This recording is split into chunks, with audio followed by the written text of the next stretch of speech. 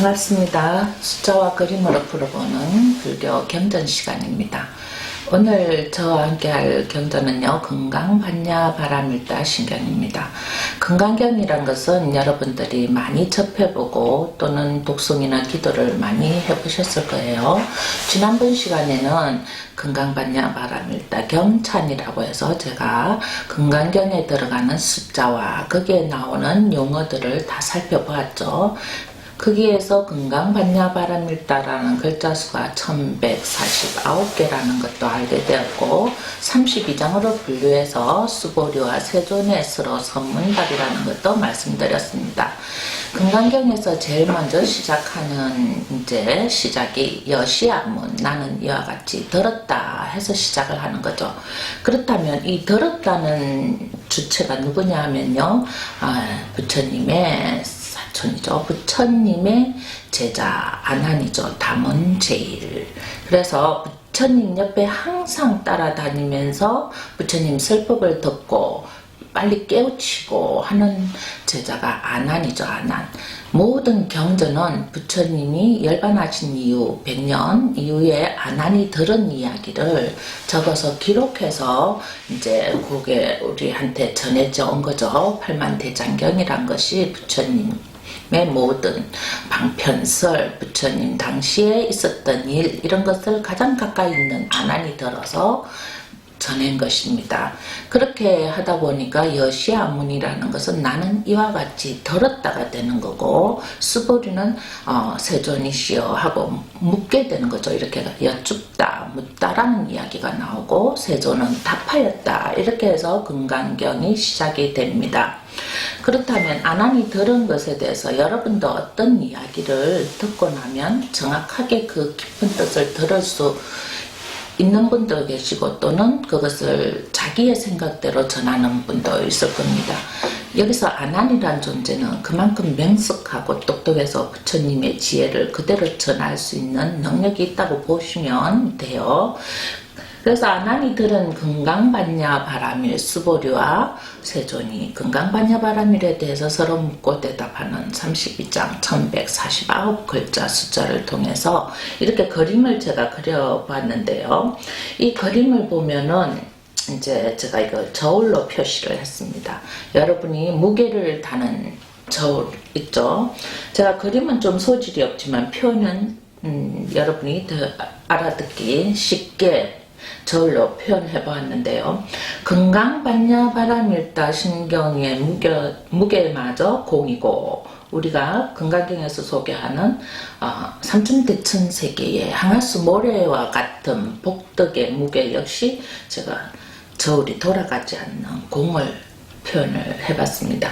그리고 사생육도에 태어난, 우리가 사생 알로 태어나고 태로 태어나고 섭으로 태어나고 하에서 태어난 중생들이죠. 그 중생들의 무게가 어마어마한 거죠. 우리 사람이 한 사람 몸무게 수만 해도 몇 킬로가 되잖아요. 성인이 60 이상 킬로수가 된다면은 이 저울의 킬로가 나가야 되는 거죠. 근데 이 저울을 제가 공으로 표시를 한 거거든요.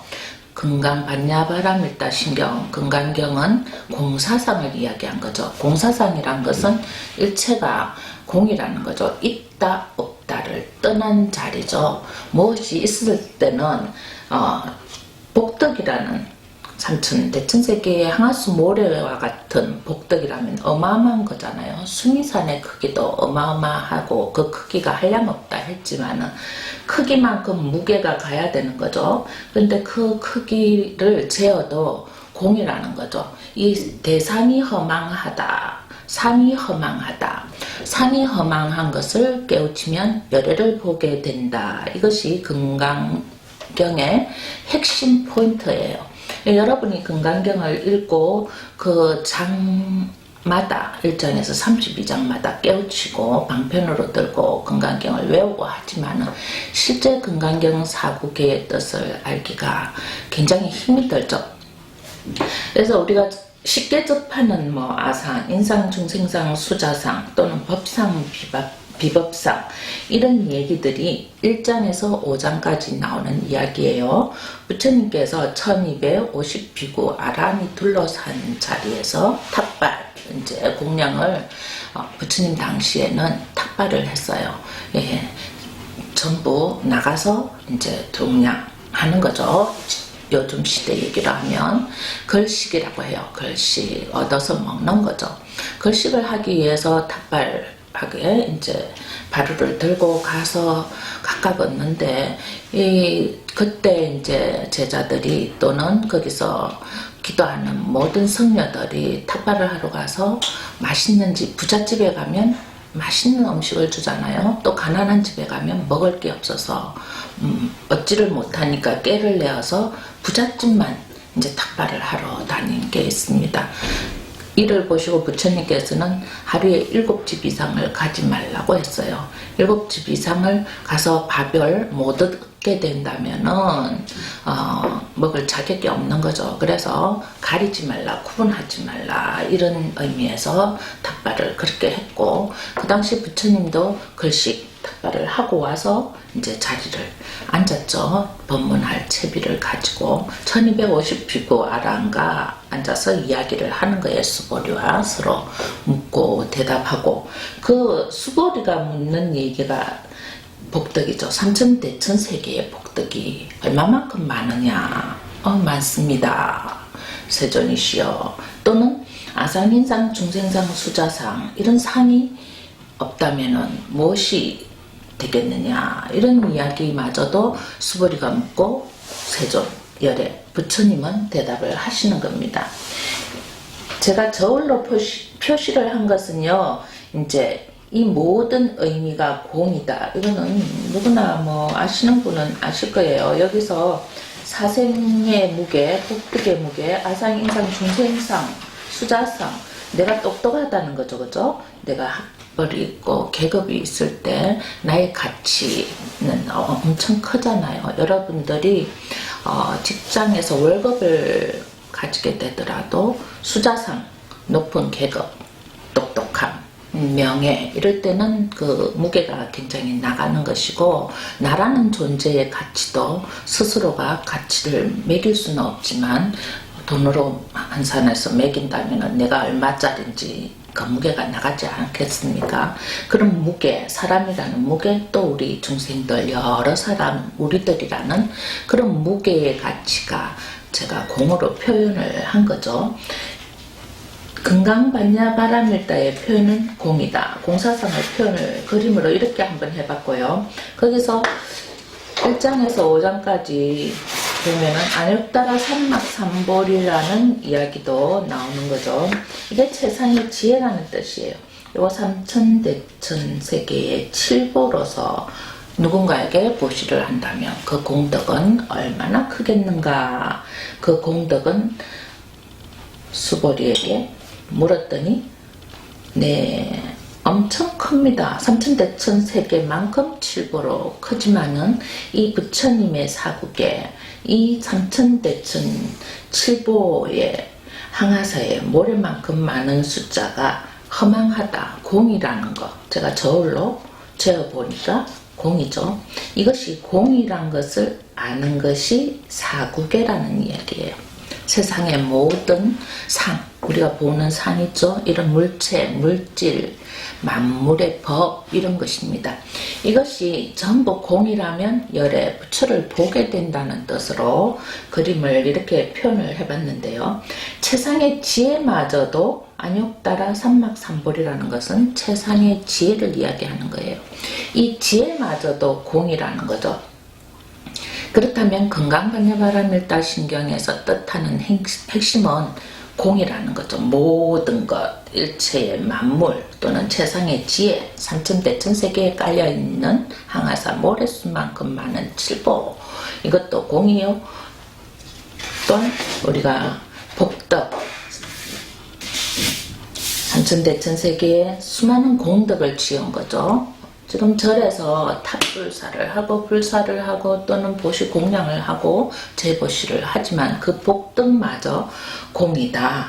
그리고 우리가 태어난 사생에 우리의 삶마저도 공이고, 법인 것, 법이 아닌 것, 유정, 무정, 모든 인간세계에 있는 법으로 된 것 있고 없고 그것마저도 공이고, 사람이라는 것 또는 나라는 것, 중생이라는 것, 내가 또 똑똑하다는 수자상까지 공이다.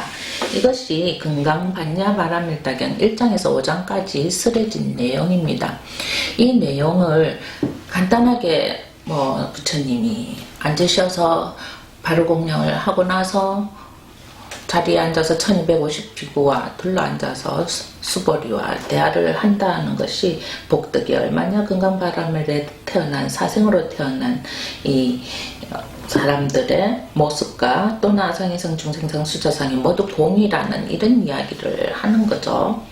하는데 여러분이 이 금강경을 그냥 읽고 뜻을 말할 때는 너무 어려워서 간단하게 그림으로 표현해서 모든 인생사에 여러분이 잴 수 있는, 저울에 잴 수 있는 어떠한 것도 공이라는 그런 그림으로 표현을 해봤는데요. 저도 이렇게 설명을 하기가 조금 힘듭니다. 왜 그러냐면 이게 책으로서 1장에서 뜻하는 건 간단해요. 그냥 삼천대천세계의 칠부가 얼마나 많으냐. 예, 많습니다.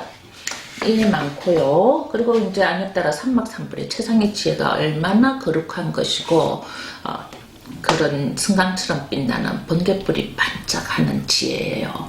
그런 빛나는 지혜가 우리 인생에 얼마나 크다란 혜택이냐, 이런 것마저도 공으로 표현을 했고요.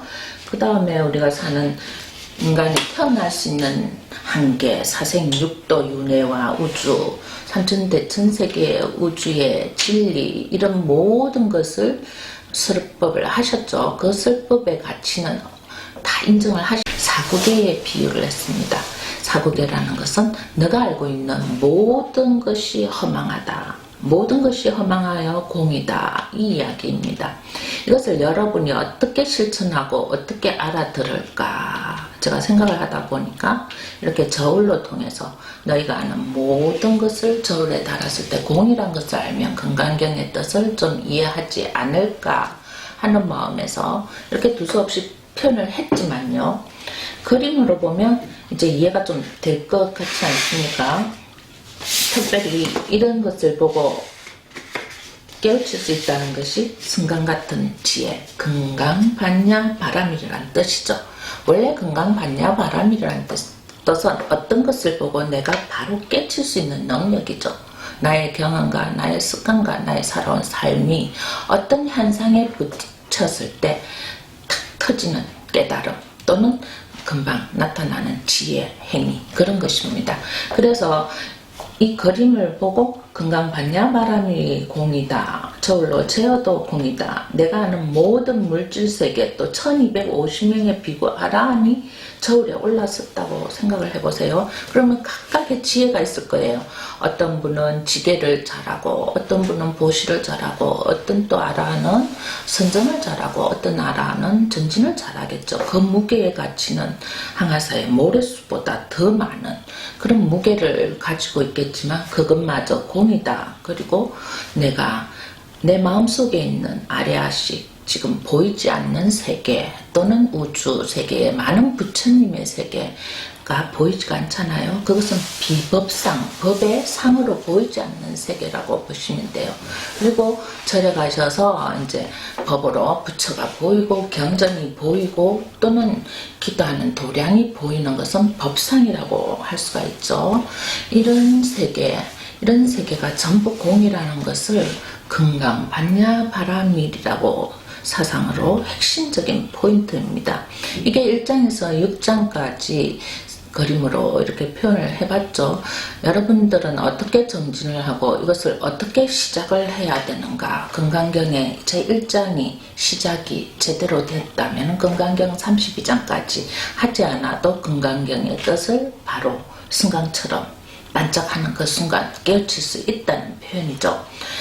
저도 이렇게 여러분들한테 이야기할 때는 많은 중생들의 생각, 많은 사람들의 생각, 각 특히 각각의 모습, 각각의 상을 가진 사람들, 똑똑한 사람, 조금은 덜 지혜로운 사람, 조금은 욕심이 좀 강한 사람, 조금은 부족한 사람, 또는 거짓말을 좀 할 수 있는 사람, 탐이 많은 사람, 또는 어리석은 사람, 이렇게 탐진치로 가득 찬 삼독이라고 했죠. 삼독에 섞여 있는 우리들 모습, 그런 모습의 금강경을 설한다는 것은 굉장히 어려운 이야기고요.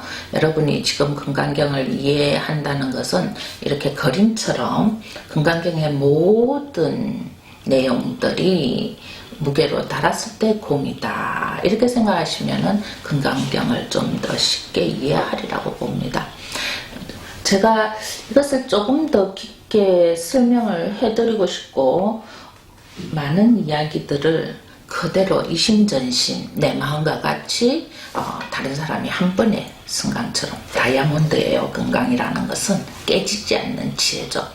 예, 다이아몬드가 이 세상에서 가장 강한 원석이라고 하잖아요. 그만큼 이 지혜가 단단하다는 거죠. 이런 지혜를 얻을 수 있는 방법을 알려드리고 강의를 해서 여러분도 깨닫고 싶겠지만은, 금강경이 그렇게 32장까지 장황하게 설명이 되었어도 제가 같이 공부하는 보살님들께 어떤 내용이 마음에 와 닿느냐 하면, 32장을 100번을 읽어도 한 구절을 마음에 담아서 그것을 실천하기가 굉장히 어려운 이야기입니다. 내가 이 세상에 금강경 같은 것, 다이아몬드 같은 것, 세상에 하나뿐인 보석을 가질 수 있는 능력이 있다면은 이 금강반야 바람일다를 나의 것으로 만들 수 있는 능력이 있는 것과 마찬가지의 비유법이 됩니다. 그래서 이 비유법과 마찬가지로 금강경의 뜻은 그렇게 크고 단단하고 지혜로운 경이라는 이야기죠. 쉽게 그냥 읽어서 많이 읽으면 사경을 하고 독송을 해서 소원을 빌면 소원이 이루어지는 것과 같은 단순한 금강경의 방편보다는 여러분이 이 뜻을 지니고 세상에 하루하루 살면서 접하는 인연 따라 만나는 인연에 대한 생각들이 공이라고 생각하면 거기에 대한 결과, 인가가 좋아질 수밖에 없겠죠. 그래서 금강경의 뜻은요, 내가 모든 세상에 접하는 인연법이 공이니까 어떤 사람을 만났을 때 고통스럽다면 이것이 공이라는 것을 하면, 공이 되게 하려면 내가 그 사람에 대한 이익 추구와 내가 그 사람에 대한 또 연민과 그 사람에 대한 욕심이 일어나서 고통을 받게 되는 거죠. 그 탐진치마저 공이다, 이런 생각을 하시면은 사람이 좋아지고 거기에 대한 연법이 좋은 결과로 인연을 맺어서 큰 이익을 보게 되겠죠. 그런 이익을 보게 되는 상태가 안욕따라 삼막삼볼이라는 대지혜를 얘기하는 거죠. 여러분들이 이런 저울의 모든 세상살이를 가장 아마 갖고 싶은, 금강경에서 우리 인간이 욕심내고 싶은 것이 삼천대천세계에 있는 칠보가 아닐까요? 그 산이 보이잖아요. 수많은 보석들이 가득 찬 거, 그건 누구나 한 번쯤 탐내고 싶은 욕망이고 가지고 싶은 마음일 겁니다. 그 마음이 공이란 것을 알게 되면은 안욕따라 삼막삼보리의 지혜를 깨친이라고 볼 수가 있는 거죠. 그래서 수보리에게 세존이 이런 이야기, 안욕따라 삼막삼보리나 삼천대천 세계의 칠보로 가득한 공덕, 복덕은 어떻게 생각하느냐면 한없이 크다고 생각합니다는 얘기를 하는 거죠. 그런 이야기가 된다는 것은 뭐예요? 여러분 중생들이 세속에서 가지고 싶은 욕망세계를 이야기한 거죠. 세존이 수보리에게 묻는 말이, 한없는 세상에 칠보로 가진 공덕, 칠보로 베푼 공덕이 얼마나 큽니다. 세존이시여. 그래, 크다. 그렇지만은 그 삼천대천세계의 칠보가 허망하다는 것을 알면 너도 부처가 되고 부처가 무엇을 쓰라는지 알게 될 것이라는 뜻이죠. 그것이 공이라는 거예요. 일반적으로 공이라는 것은 이 한없이 일어나는 지혜에서 일어나는 공이죠. 그런데 여러분이 없다, 허망하다, 아무것도 없다는 이야기는 아니죠. 근데 우선 1장에서 5장까지는 그 정도로 이해를 하시면 될 거예요. 모든 내가 가지고 싶은 욕망이 공이라고 이해를 하시고 6, 7, 31장까지 갔을 때 그 공이 일체의 만법이 되어서 마음이 가득하게 행복할 수 있다는 거죠. 그런 이야기를 첫 1장에서 5장까지 취지가 전부일 수가 있어요. 그 전부는 새 속에서 사람들이 원하는 형상이 맞느냐? 네, 맞습니다. 근데 그 형상은 결국 그 형상이 아니다. 너희들이 보고 있는 형상은 허망한 것이고 실제로는 상이 없는 공이다. 이 이야기를 금강반야바라밀다의 핵심입니다. 오늘 여러분들이 이 공부를 금강경에서 좀 색다르게 하셨을 건데요. 지금까지 금강경이라 하면 아주 어려운 경전이고 쉽게 접할 수 없는 경전이고, 금강경 또는 이제 공부를 불교대학에서나 해보시면은 이 금강반야바라밀이나 복덕이나 아상이 무슨 뜻인가, 인상이 무슨 뜻인가, 중생상, 수자상, 법상, 비상이라는 사구계라는 이런 뜻풀이에만 전전하고 용어풀이에만 전전하게 될 것입니다. 그래서 그 모든 것이 공이라고 생각하시면 돼요. 지금까지 배웠던 금강경의 모든 용어나 금강경의 모든 뜻이 공이라고 생각을 하시면은 제가 이렇게 그림을 표현한 것도 알게 되고 실제 금강경의 핵심에 대해서 여러분이 조금 더 깊이 알게 될 것입니다. 여러분이 수박 그달기식으로 금강경을 아는 것 같지만 사실은 32장까지 기도하고 사경에서 복덕을 받아서 현상에서 어떤 결과치를 얻었다고 하지만 그것은 금강반야바라밀이 아닌 것이죠. 왜 그러냐면 사고계란 말이 항상 있기 때문입니다. 총 1149자가 모두 허망한 것을 알면은 내가 부처의 뜻을, 부처가 왜 마음을 비우라고 멈추라고 행복한 것을 이야기한 것인가 알게 되는 거죠. 이렇게 해서 금강경을 한번 제가 시작을 해보았습니다. 앞으로 금강경을 32장까지 가면서 조금은 학술적으로 설명을 하겠지만 처음 시작처럼 비우는 마음으로 공이란데 접근을 해서 공에서 시작해서 공으로 끝나는 금강경이 되었으면 합니다. 여기까지 하겠습니다.